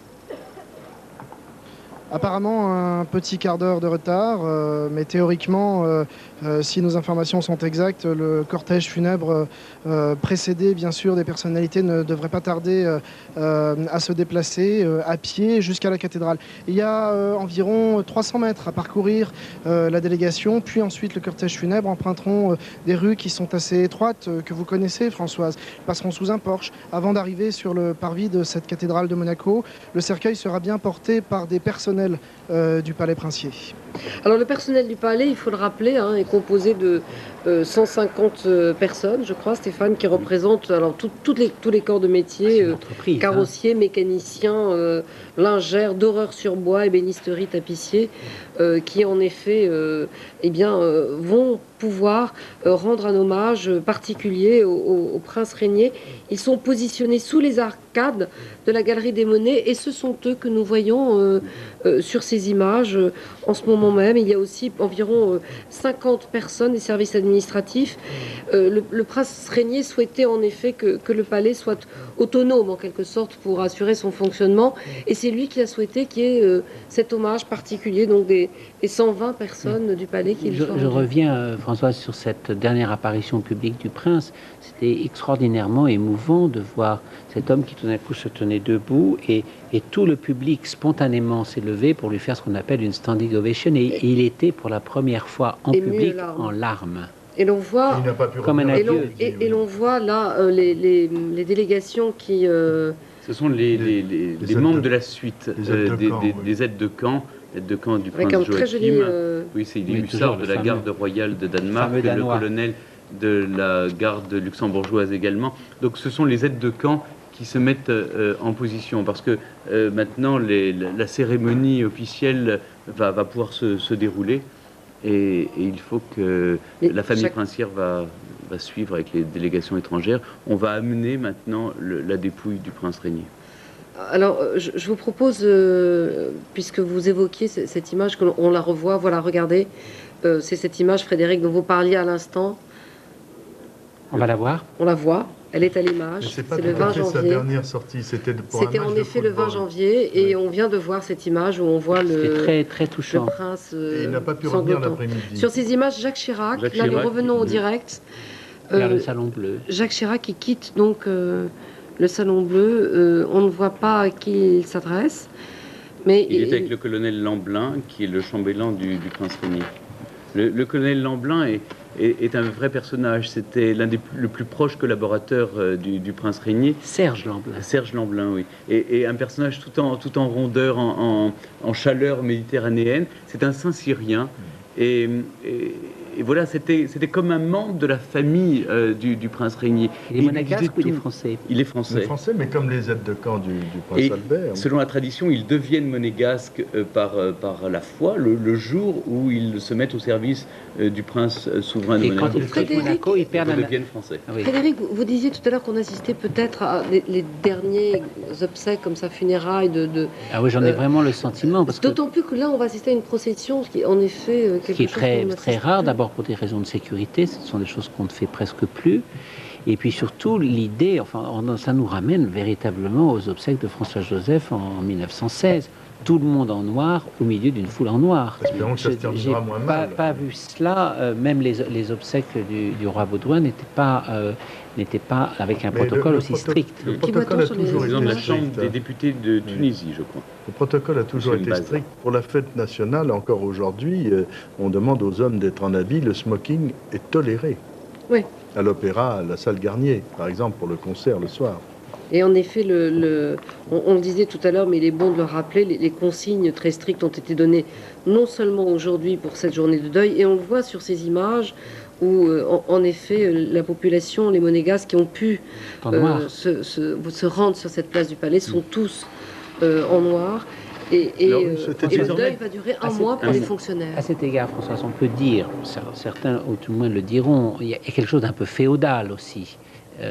C'est le prince et son peuple. Oui. C'est quelque chose qui semble quand même tout à fait étrange dans l'Europe d'aujourd'hui. Le prince et son peuple. En même temps, il y a des élections, il y a un conseil national de 24 c'est pas du tout une critique. Non, mais c'est pas une critique. Je dis simplement que c'est là encore un des symboles, un des symboles de la singularité de Monaco, parce que ça marche. Défendu les privilèges des Monégasques. On est d'accord. Ils ne critiquent pas. Ils ne critiquent pas. Ça fait partie de l'identité, ce que veut dire Frédéric. Vous voyez à quel point c'est un sujet compliqué, puisque même Stéphane et même Jean immédiatement se dressent en héros de la démocratie. Ce qui veut dire que c'est quelque chose de singulier. Je reviens au direct. Il va se passer deux choses. Maintenant, les délégations vont donc descendre du Salon Bleu vers on voit le prince du Maroc. Le prince Moulay Rachid avec André Azoulay. Avec André Azoulay. Derrière, j'ai aperçu le roi Constantin de Grèce et son cousin, le prince Michel de Grèce. Et donc, ils vont se rendre maintenant à pied, les délégations vont se rendre à pied jusqu'à la cathédrale, reprenant au passage leur aide de camp et les dames d'honneur, vont se rendre en délégation donc jusqu'à la cathédrale, où ils seront tous accueillis par le chanoine Philippe Blanc, qui est le curé de la cathédrale de Monaco. D'ailleurs, on peut dire un mot sur cette messe de Requiem qui va durer 1h30. Une heure et demie. Oui. Et dont, là encore, un certain nombre de thèmes ont été directement choisis. Des prières, un certain nombre de personnalités aussi vont Il y aura prononcer. même une prière en monégasque. Il y aura une lecture, la lecture de Saint Paul sera, la lettre de Saint Paul sera faite par Maurice Druon. Et il y aura une lecture de Robert Hossein également. Vous voyez sur ces images le prince héritier Willem-Alexander des Pays-Bas, le prince Kardam de Bulgarie, qui représente son père, le premier ministre Siméon de Saxe-Cobourg. Voilà. Est-ce que l'ex-roi de Grèce représente la Grèce comme le fait le prince de Serbie? Je crains que non. La Grèce n'a pas gardé les mêmes rapports avec son roi que la Serbie, qui a réinstallé le roi, le prince héritier Alexandre. Le roi autoproclamé de Bahreïn. Avec la présidente de... Je crois que c'est la présidente... Sous les chapeaux, c'est difficile. Je crois que c'est la présidente d'Irlande. Il y a également la première dame de Pologne et la reine Sonia. Les chapeaux, voilà, donc on voit les professionnels. Ils se rendent tous à pied. Vous voyez donc le roi Constantin, la princesse Marina de Grèce, le prince Michel de Grèce, les accompagnateurs. Derrière, il y a M. Sergueï Lavrov, ministre russe des Affaires étrangères. le comte de Paris et son épouse. On avait évoqué de possibles fiançailles entre le prince Albert et l'une des filles du prince Michel de Grèce il y a quelques années. Vous voyez sur ces images toutes les délégations, les chefs d'État qui se rendent, le prince Franz de Bavière, également le prince Eberhard de Württemberg, duc Eberhard de Württemberg, le prince Aloïs de Liechtenstein. Là, Stéphane en folie, là, il les connaît tous. Don Duarte, duc de Bragance, je vous le donne les noms. C'est surtout les Allemands, Stéphane, qui nous fascinent. Il faut dire que la procession va être quand même pas trop longue, puisque la cathédrale est un mouchoir de poche. Pour moi, Françoise, les princes allemands, c'est un peu comme les princes du Bahreïn. Je trouve qu'ils se ressemblent tous. Mais Stéphane, mais comment vous avez reconnu le roi Hamad al-Khalifa de Bahreïn, le roi d'Espagne, le roi d'Espagne avec Ferial d'Égypte. Oui.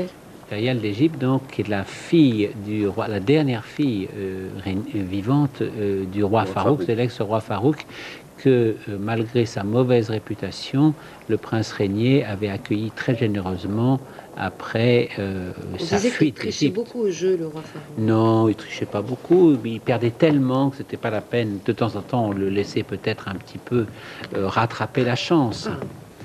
À propos des princes allemands, en 1918, le seul héritier direct au trône des Grimaldi posait un grave problème à la France, puisque c'était, disons, en apparenté au Württemberg. Alors après 4 ans de guerre contre l'Allemagne, c'était impossible. Donc c'est là où Raymond Poincaré a eu une idée de génie, c'est que la fille naturelle du prince Louis II serait adoptée et reconnue par la République française. C'est la princesse Charlotte. C'est la princesse Charlotte, la mère de Régnier.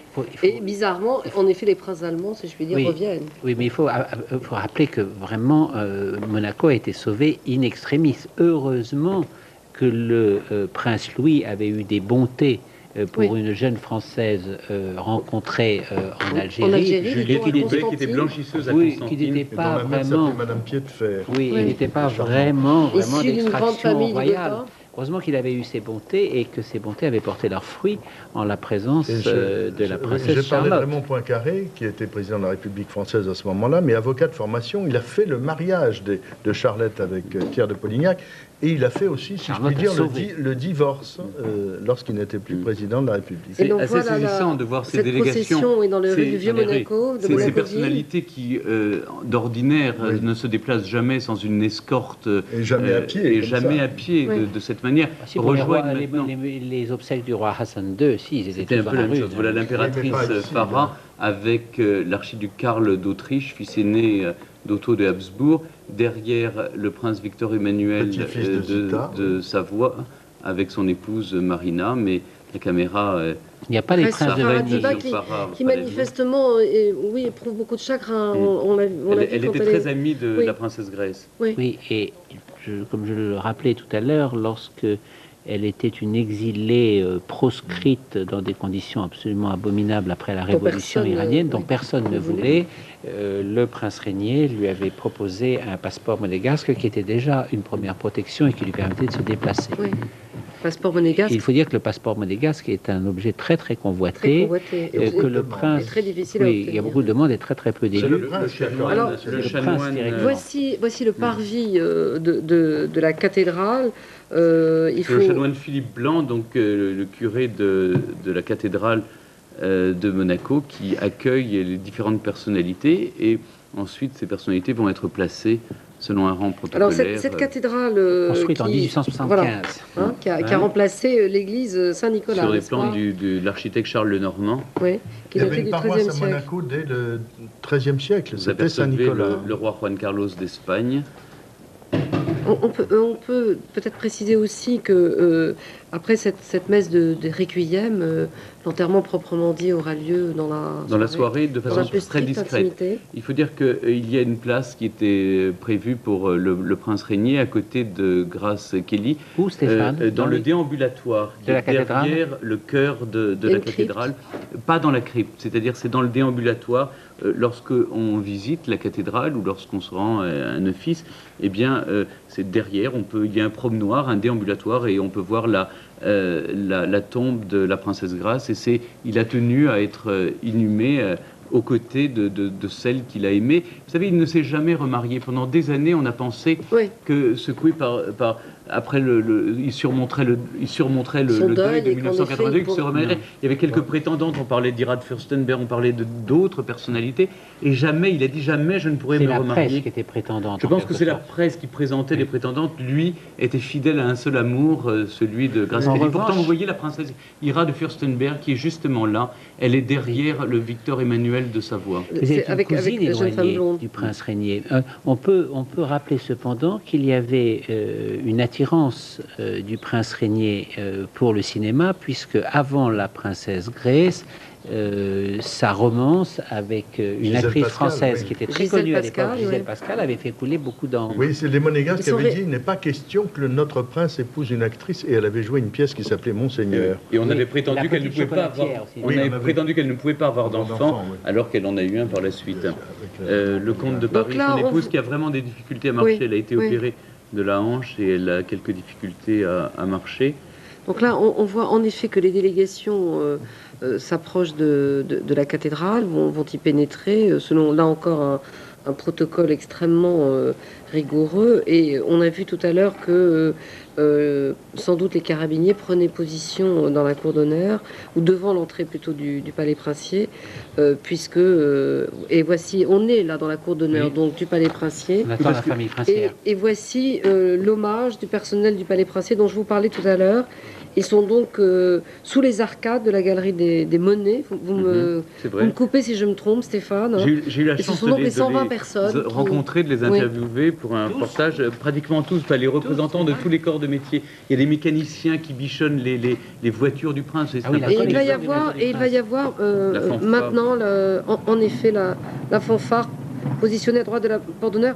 C'est la compagnie des carabiniers du prince. Le lieutenant-colonel Luc Fringant. Nous allons l'écouter. C'est joli, oui. Les tambours sont voilés de noir. Comme pour les obsèques de François-Joseph. Ça me rappelle les obsèques de la princesse Grace.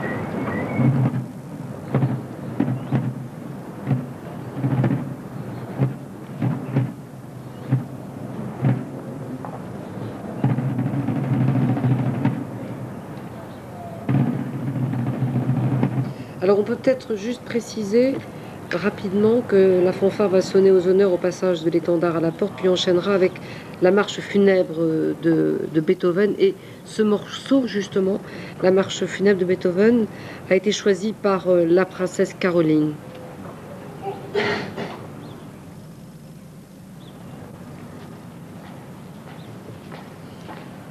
Il semblerait que le mari de la princesse Caroline, le prince de Hanovre, aille mieux. Oui, en effet, il est hospitalisé depuis 10 jours maintenant, et les derniers communiqués signalent une amélioration de son état de santé. C'est en tout cas, en effet, le souhait qu'on peut faire. Vous voyez sur ces images Monseigneur Bernard Barcy, archevêque de Monaco, Monseigneur Fabrice Gallo, vicaire général, et le chanoine Jean Susini se rendent dans la chapelle palatine. Et ils vont ensuite accompagner la dépouille mortelle. Pourquoi dit-on chapelle palatine? Parce que c'est la chapelle du palais de Princier de Monaco. C'est là où la princesse Caroline s'est rendue la semaine dernière, mardi, pour prier pour le pape et pour son père. Et voici donc les porteurs, donc, on disait composés de 6 membres du personnel du palais, vont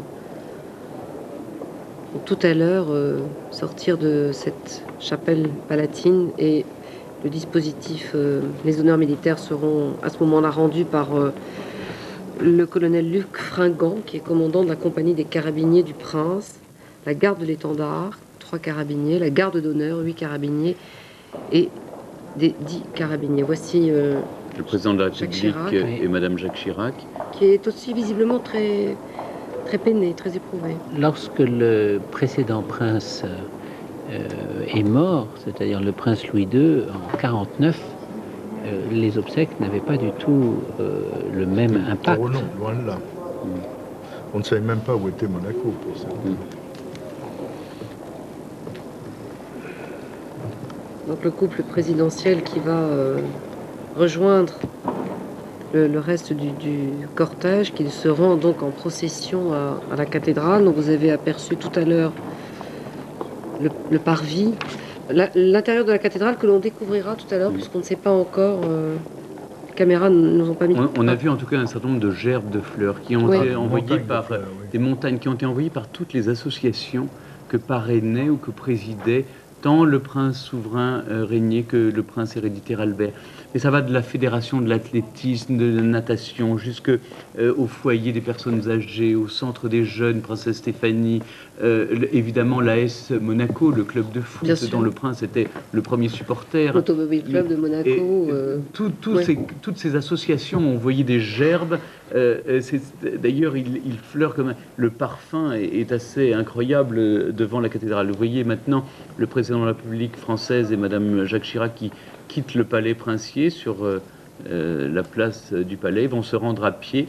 Visiblement, le couple présidentiel français a, comment dire, un traitement qui est un peu particulier. Ils sont restés les derniers, ce qui est normal, semble-t-il. puisque depuis... Il y a comment dire, des liens très forts entre... Vous remarquerez toujours l'homme, le militaire qui porte une petite valise. Et dans cette petite valise, qui ne quitte jamais le président de la République, se trouve le code pour la force de frappe en cas d'alerte nucléaire. C'est une chose toujours impressionnante de penser qu'il y a toujours cet homme militaire près du président de la République avec les clés de la défense française. Un silence incroyable visiblement à Monaco et que le soleil s'est mis de la partie. Peut-être que justement Pascal Doucet-Bon qui est sur la place du Palais va pouvoir nous dire un mot. Et Pascal? Oui, Françoise, le président de la République, Jacques Chirac et son épouse viennent de passer derrière moi. Ce qui est frappant ici, c'est le silence qui entoure ce passage des personnalités qui précèdent le cortège funèbre. Depuis ce matin, c'est le silence qui règne, hormis les moteurs des limousines et tout à l'heure les quelques roulements de tambour de la fanfare des carabiniers du Prince. Rien ne vient troubler ce silence. Tout le monde, les équipes de télévision, les journalistes, tout le monde reste extrêmement calme. Et on voit, Pascal, je le précise sur ces images, on vient de voir donc ces jeunes gens en rouge et en bleu qui sont justement les scouts de Monaco. Qui contribuent à la singularité et au charme de Monaco, vous remarquerez comme Françoise, c'est l'architecture. Oui. Cette architecture presque à l'italienne. On voit bien à côté de la cathédrale le palais qui se trouve, on voit le palais du Prince. C'est une architecture, ça n'a rien de français, en vérité. Hein? Et en effet, ces petites ruelles très étroites. C'est là où on trouve le vieux Monaco. Plus l'Italie que la France. Il faut dire que jusqu'en 1860, le Piémont, voilà, 61, Nice était encore italien. Enfin, piémontais. Piémontais, oui. C'est le royaume du Piémont. Et voilà, donc le président de la République et son épouse se rendent. Il y a vraiment 300 mètres à peine entre le palais princier et la cathédrale de Monaco. Il passe juste à côté du Conseil national qui est composé de 24 membres. C'est Stéphane Valéry, le nouveau président du Conseil national. C'est l'Assemblée nationale. Hein. L'Assemblée nationale, qui est un homme assez jeune. De l'opposition. De l'opposition, qui a remporté les élections dernièrement. On dit que c'est un proche du prince Albert, alors que le prince Régnier, qui n'aimait pas trop la contestation, a refusé de... N'était pas tout à fait en ravi. Et ça, c'est le tribunal. L'opposition, on s'oppose à quoi, Stéphane, à Monaco? C'est-à-dire, déplacement, il y a un certain nombre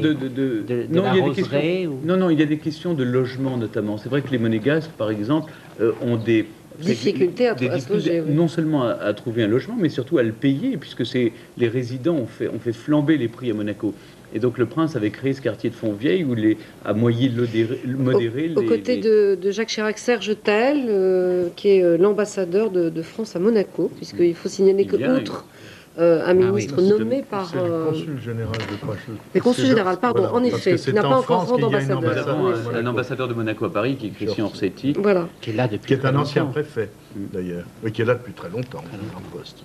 Et en effet, la France délègue non seulement... jusqu'à présent, en tout cas, un Premier ministre, mais en effet un consul qui peut-être demain aura rang d'ambassadeur. Mais pendant longtemps, il y avait une délégation simplement en France. Il semblerait que le président de la République française soit le dernier des chefs d'État à pénétrer dans la... Il semble que l'heure soit maintenant, en effet, à la prière et à l'hommage, en tout cas, rendu par le personnel du palais princier. Normalement, le dispositif militaire est la mise au garde à vous. Enfin, pour l'instant, nous sommes encore sur ce nombreux personnel du palais princier, vous voyez qu'ils sont évidemment tous en noir et que chacun tient une rose blanche dans les mains. On disait beaucoup de corps de métier différents. De corps de métier, les doreurs, les ébénistes, les lingères. Alors la confusion tout à l'heure vient du fait que ceux qui vont sortir le cercueil de la chapelle palatine sont 6 membres du personnel et vont ensuite transmettre le cercueil aux carabiniers, à 6 carabiniers. Tout cela avait été écrit dans les dernières volontés du prince régnier. Il sera donc amené à la cathédrale par 6 carabiniers, donc 6 membres de sa garde. La rose, c'est un souvenir aussi pour la princesse Grace, parce que la princesse Grace avait donné son nom à une rose célèbre. Et chaque année, elle avait créé cette roseraie magnifique à Fontvieille, qui est une des plus belles roseraies d'Europe. Et la rose dans la main de chacun des membres du personnel, c'est aussi une manière... Regardez, c'est la même colombe que pour le mariage, quasiment, que l'on voit dans tous les films d'actualité. Et là, la rose dans la main de chacun des membres du personnel, c'est aussi d'associer, l'idée d'associer le souvenir de la princesse Grace. Comment le deuil va particulièrement mal à l'image de Monaco. Ça m'avait frappé pour les obsèques de la princesse Grace, ce silence, le roulement des tambours, la confrérie, le soleil. Les volets fermés des maisons ocre, il y a quelque chose qui est anachronique, on n'a pas envie de voir du malheur, on n'en a jamais envie, mais là, ça a l'air de ne pas aller bien. L'archiconfrérie des pénitents noirs, qui est basée à la chapelle de la Miséricorde, qui a été fondée pour la confrérie des pénitents noirs, dite de la Miséricorde. Elle est érigée sur la place de la mairie. La première pierre fut posée en 1639. Le premier prieur était le prince Honoré II. Et qui sont ces pénitents noirs? Ce sont des laïcs, en fait. Ce ne sont pas des ecclésiastiques. Bien sûr, oui. Et la croix processionnelle est portée par les pénitents noirs. Il y a 2 prieurs et... Il faut remarquer qu'il s'occupe là de moments tragiques. Et derrière, on voit les carabiniers et l'un des chiens préférés du prince régnier qui avait une passion pour cette race. Un cousin de Baltique, en quelque sorte. Et voilà les carabiniers qui suivent.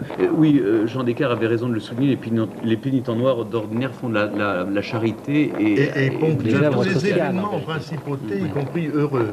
Et les princes de Monaco, de tradition, sont prieurs d'honneur. Et le président de l'archiconfrérie est toujours le curé de la cathédrale, c'est donc le père Philippe Blanc qui accueille en ce moment même les personnalités à l'entrée de la cathédrale. Aucun rapport avec les Blancs de Monte-Carlo. Donc là, on vient de voir la procession des pénitents noirs qui va précéder donc le cortège funèbre. Il y aura ensuite les carabiniers qui se sont prépositionnés. On le voit sur ces images. Nous sommes là encore dans la cour d'honneur du palais princier. Avec le lieutenant-colonel Luc Fringant, qui est un personnage qui devient important puisqu'il est l'aide de camp de son Altesse Sérénissime le prince Albert II depuis 1988. On entend les ordres.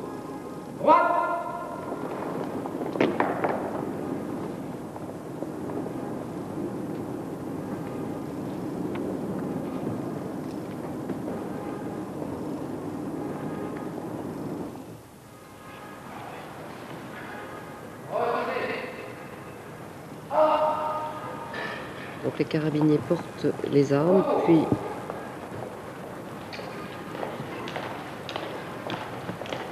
normalement la famille princière devrait descendre.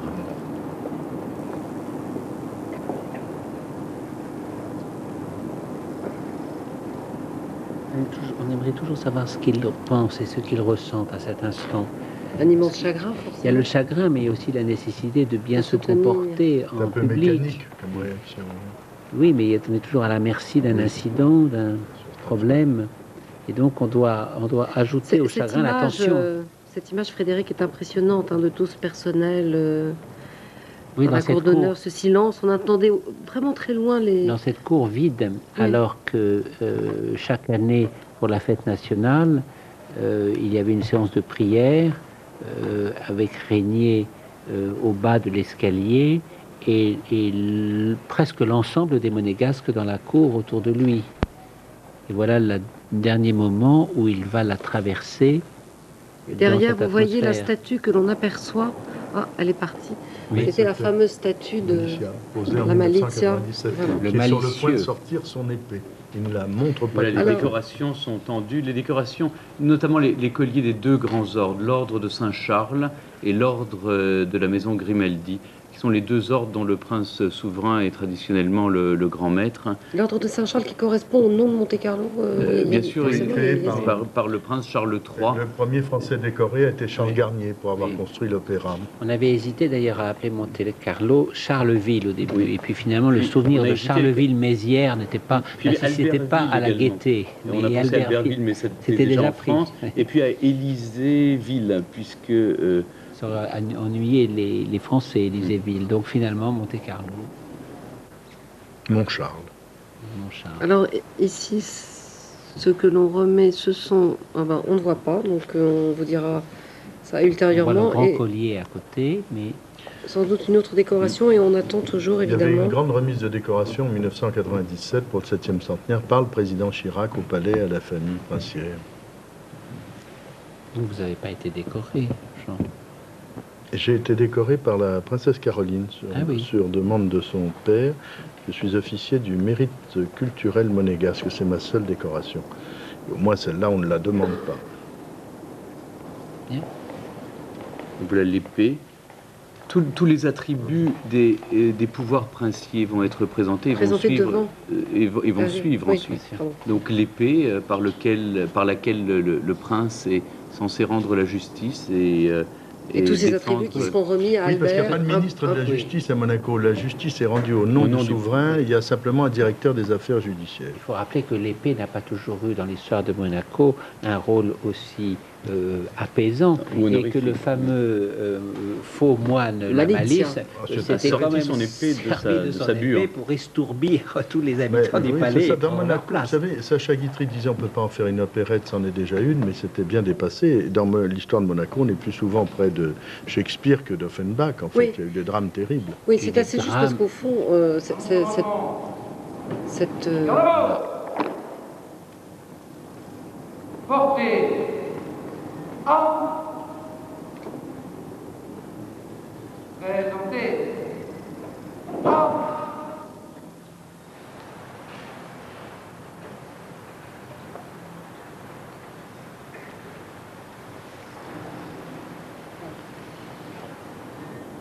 Et voici donc... Donc l'archevêque va précéder la procession. Monseigneur Barcy. Et le cercueil porté par 6 membres du personnel du palais qui sort de la chapelle. Et quand le cercueil va être présenté dans la cour du palais, la famille princière va descendre le grand escalier d'honneur. Le drapeau de Monaco.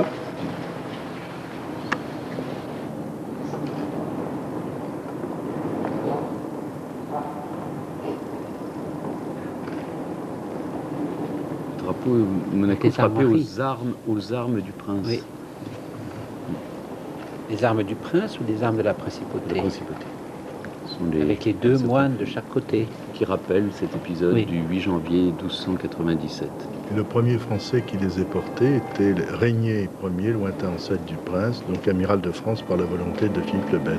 Ce Grimaldi s'est mis au service, n'est-ce pas, de la France, mais il a combattu avec les armes monégasques. Alors qu'on entend les cloches de la cathédrale, toutes proches du palais, disons, qui... Ce qui est assez remarquable aussi, c'est la persistance des noms dans la famille Grimaldi. Régnier, Florestan, Louis, qui sont des noms qui sont, mais certains de ces noms sont un peu exotiques. Le prince Albert était, en tant que prince héritier, marquis des Beaux, mais sinon il y a beaucoup de titres. Une liste impressionnante. Oui.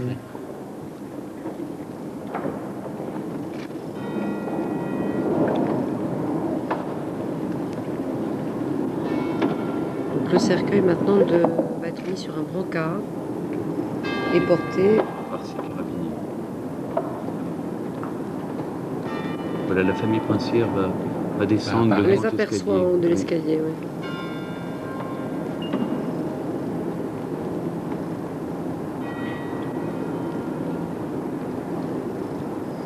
Et toujours cette foule extrêmement silencieuse et On va avoir besoin de et Stéphane, recueillie et là. triste. On va avoir besoin de Stéphane, parce que si on arrive à reconnaître des enfants princiers, c'était le colonel Serge Lamblin et Madame Gallico, Virginia Gallico, qui était dame d'honneur de la princesse Grace et qui est aujourd'hui la dame d'honneur de la princesse Caroline. Oui, les enfants de la princesse Antoinette. Je n'ai pas vu encore la princesse Antoinette, qui est la sœur aînée du prince Régnier. Oui. Ils étaient très affectés, parce qu'ils se sont beaucoup rapprochés tous les deux dans leur enfance triste. Et ensuite, ils ont eu quelques différends. Oui. Ça là est.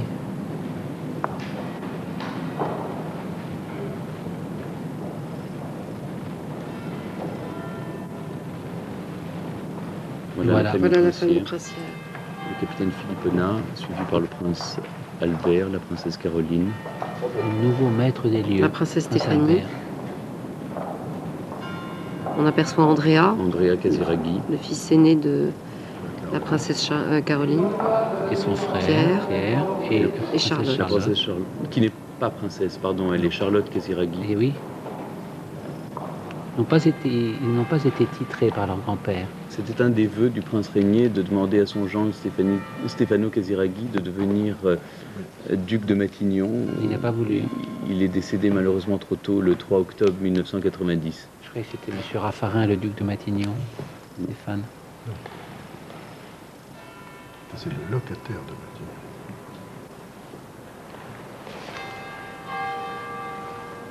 Alors on disait des roses blanches et des roses rouges aussi. Le souvenir de la princesse Grace. Et le blanc et le rouge sont les couleurs de Monaco.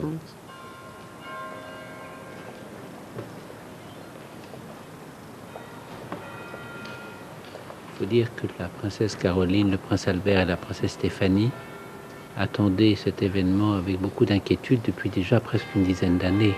Le prince Régnier était malade depuis 10 ans. Mais il était très robuste, très costaud. Il ne se ménageait pas. Il a travaillé jusqu'au bout. Voici donc Albert II avec entouré de ses deux sœurs, la princesse Caroline et la princesse Stéphanie. Les trois fils. Par les trois enfants de la princesse Caroline, Andrea, Charlotte et Pierre Casiraghi.